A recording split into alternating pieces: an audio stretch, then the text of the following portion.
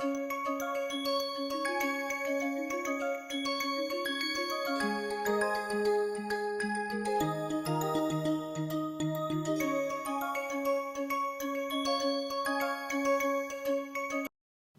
learners, welcome back to NPTEL online certification course on novel drug delivery systems. I am Dr. Satish Devanapelli, Assistant Professor at Department of Pharmaceutical Science and Technology, Institute of Chemical Technology, Mumbai. In our novel drug delivery systems, we are learning protein peptide and nucleic acid drug delivery systems. So far, we discussed on the protein peptide. Today, we are going to discuss on the nucleic acid delivery systems. So, this is my flow of presentation. We will see the introduction to nucleic acid delivery, then we will focus on barriers which can be further classified into two things: extracellular, intracellular barriers.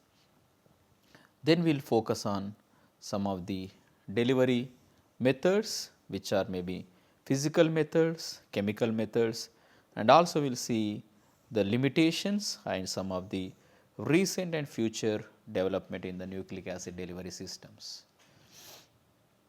So far we are discussing on protein peptide, and also we know the advantages of the protein peptide molecules. We have compared with the small molecules like pharmaceutical drug molecules.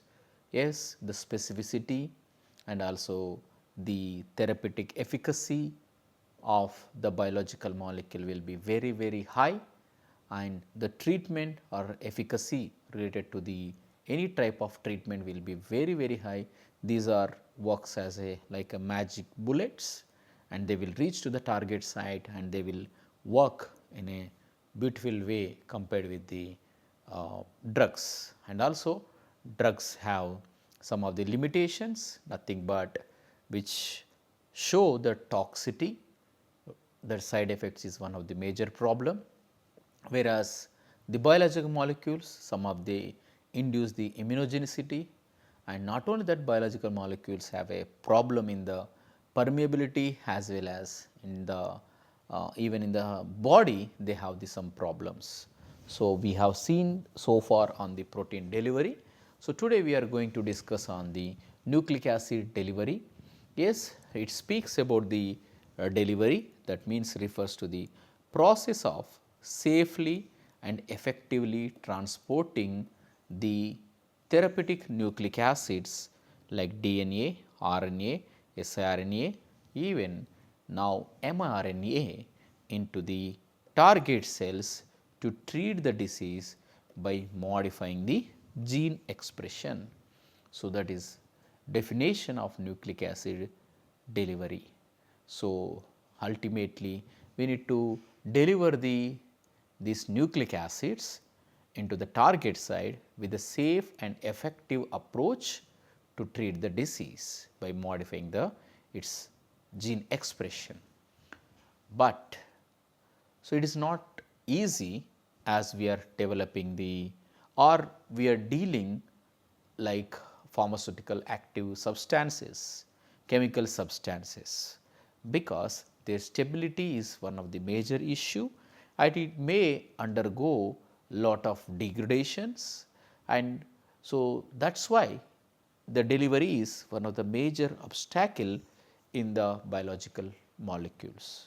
So, including nuclease degradation in the bloodstream, cells negative charge also one of the major problem, and it will preventing the entry, and it will we need to utilize the different delivery vehicles like viral vectors and also lipid nanoparticles, and also we need to use polymeric carriers to protect the nucleic acid, that will help for the stabilization as well as facilitate the uptake and release the nucleic acid within the cell, right.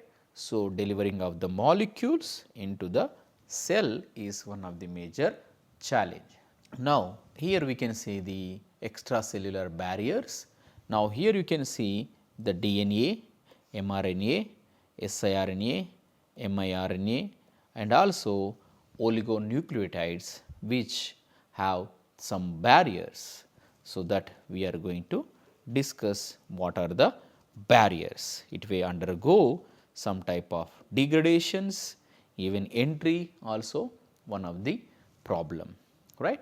So, here we will see few type of extracellular barriers, nothing but physiological clearance from the liver, kidney and the spleen. When you are giving as a native nucleic acid, the chances of undergoing the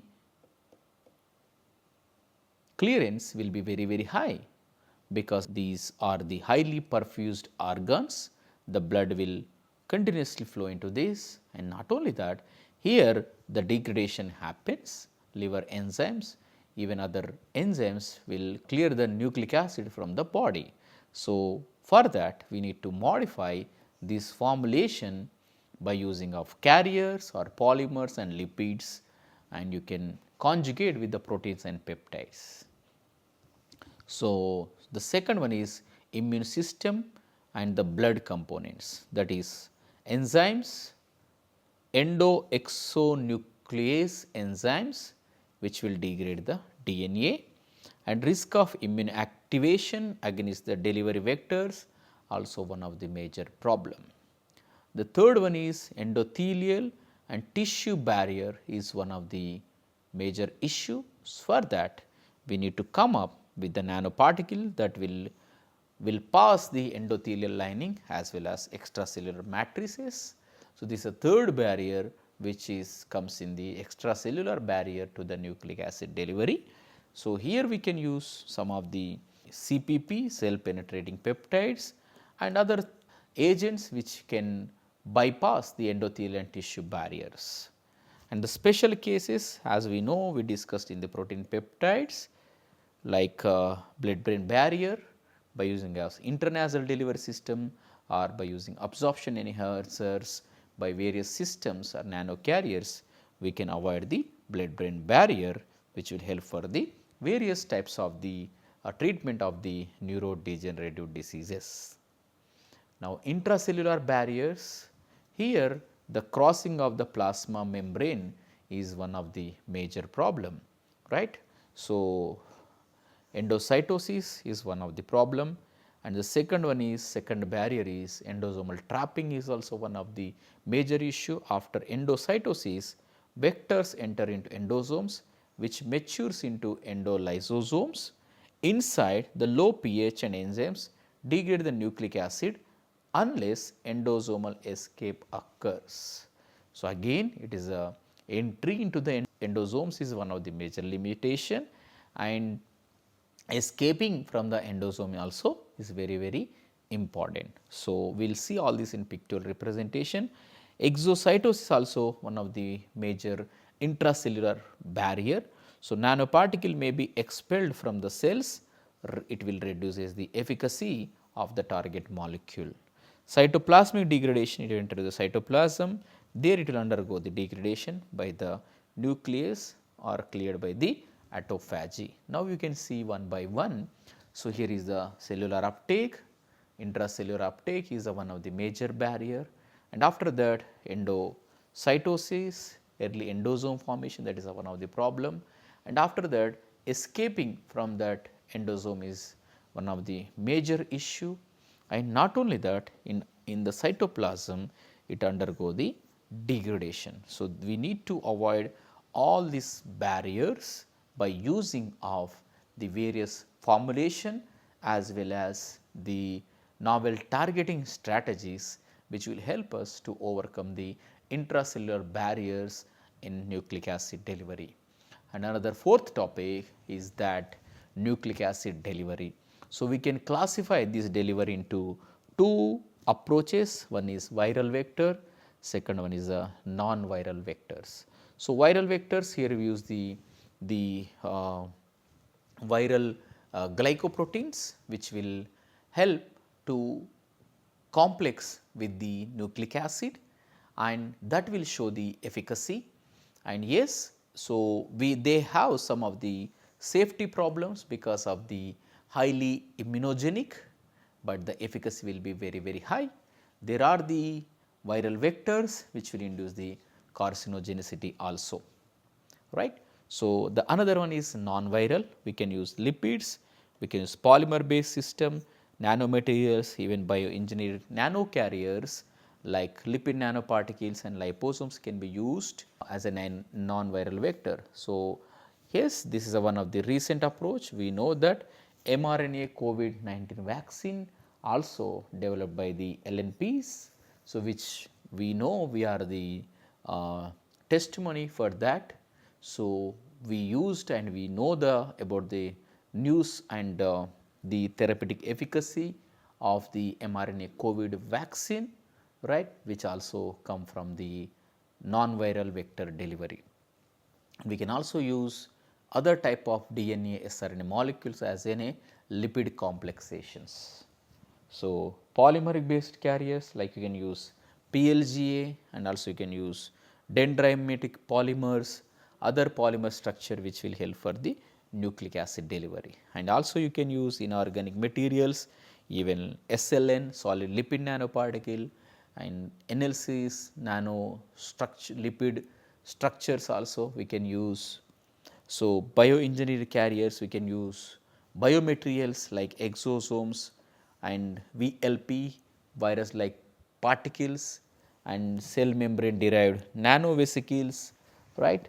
So, which can also can improve the functionality and biocompatibility of the nucleic acid deliveries. So, here the best classification you can see here non-viral and viral vector. Here you can use DNA based virus, RNA based virus, we can complex and we can generate this and we can deliver or transfect the DNA into the target site. And here you can see lipid vectors which are non-viral as well as non-lipid, it may be polymeric and cell penetrating peptides. Here you can load or you can complex with any type of lipids, liposomes, neosomes, NLCs, SLN and the nano emulsion, right. And here you can see they have the good biocompatibility because these all are synthetic or some semi-synthetic, some of them natural, but which are proven for the biocompatible as biodegradation. They have low immunogenic and but unlimited loading capacity also possible, not with all type of carriers, few, and the cost also very less because of the process of this. It include high cost, but itself the materials are costly compared with the conventional polymers.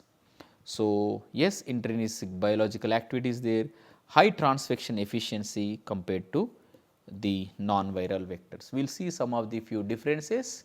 So, origin derived from the viruses, synthetic, and the transfection efficiency is very high. Immune response is transfection here is the low and the immune response is very less. This is also one of the attracting approach and yes, more likely, yes, that means it will give maximum immune reaction. Integration of DNA, here you can use more likely and less likely. Packaging capacity is 5 to 8 kb and here is the 12 to 22 kb is possible for the non-viral vector delivery systems. Here we can use gene therapy and gene editing and here is a lot of application, gene editing, gene silencing and also in the drug delivery application. So, these are some delivery approaches. Here we can deliver like physical methods as well as chemical methods. So, by using of injections, electroporation, gene gun and hydroporation we can deliver the molecules. By using of inorganic, biodegradable polymer lipid based systems we can deliver the molecules. We know all these we learned in the transdermal patches by using of iontoporosis, right, the cathode and anions and also electroporation. This energy will create the form the pores on the skin, even in the other barriers also. These are all our physical methods. Sonoporosis, even gene gun also deliver the hydroporation injection that will directly we can deliver the drug into the blood, right. So, here are the some of the injection, these are simple and safe, inject DNA directly into the tissue or blood stream. So, low efficiency due to rapid DNA degradation in the enzyme because of the plasma enzymes, and electroporation, yes, that will create the pore, you can also deliver the molecule, right, and the gene gun that will directly deliver the DNA coated or gun or tungsten particle can be used to reach the molecule into the bypass the stratum corneum. Hydroporation, or you can say hydrodynamic gene transfer, here will use rapid injection of the large DNA solution volumes which will create the temporary force and that will deliver the cell membranes, but this we use limitedly for therapeutic application. This can be used for the research purpose. And chemical methods, yes, as we know that we are discussing on the complexation. Now, you can see these are the synthetic materials, we can use lipids, with this we can make SLN, LNP and other NLCs, okay, and polymers can be used, peptides and proteins can be used. Now, here we can use pDNA, mRNA, oligonucleotide, siRNA, miRNA, all this can be possible.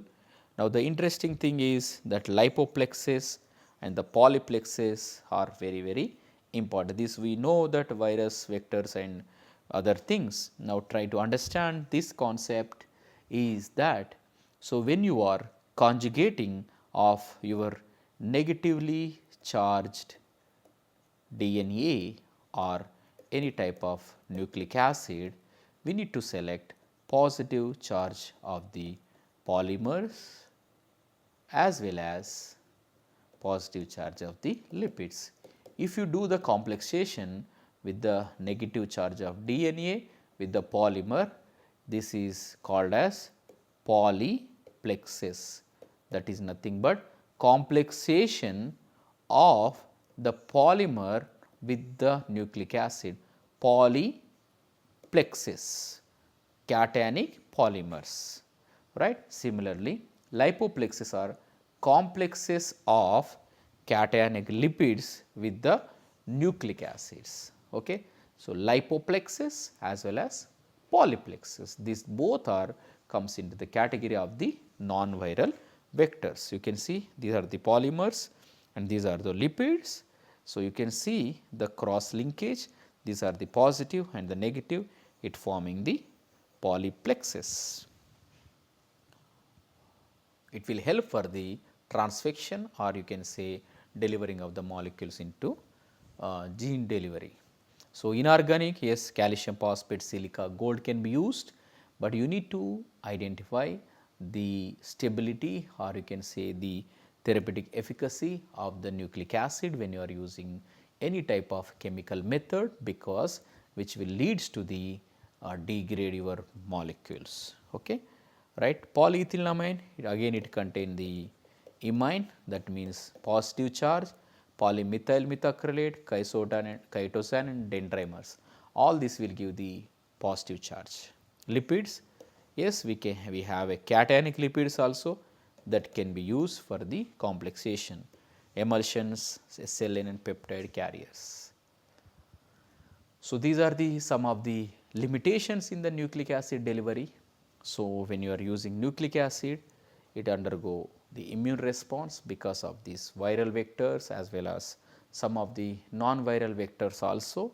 So, that will affect to the patient. If the patient is already immunocompromised, very difficult to do the treatment, and that needs to the stop the therapy. Major virus used for the delivery may cause other health issues. We know that even by using of that mRNA COVID vaccine, many patients complained about the vaccine because of their the health issue. Uncontrolled insertion, we cannot always control, new gene integrates in the DNA. So, that is one of the major issue, but before doing of all this, we need to prove the in vivo efficacy of the nucleic acid delivery systems. And here in the recent and future development, so these are few of the FDA milestone. So, they have the approved some of the gene therapy for the treatment of the dystrophy and as well as which are used for the thalassemia. So, for the cell based therapy and new gene therapies for rare diseases like hemophilia and sickle cell diseases, that will also will come soon. And we know other technologies, that CRISPR Cas technology. So, this is one of the gene editing approach.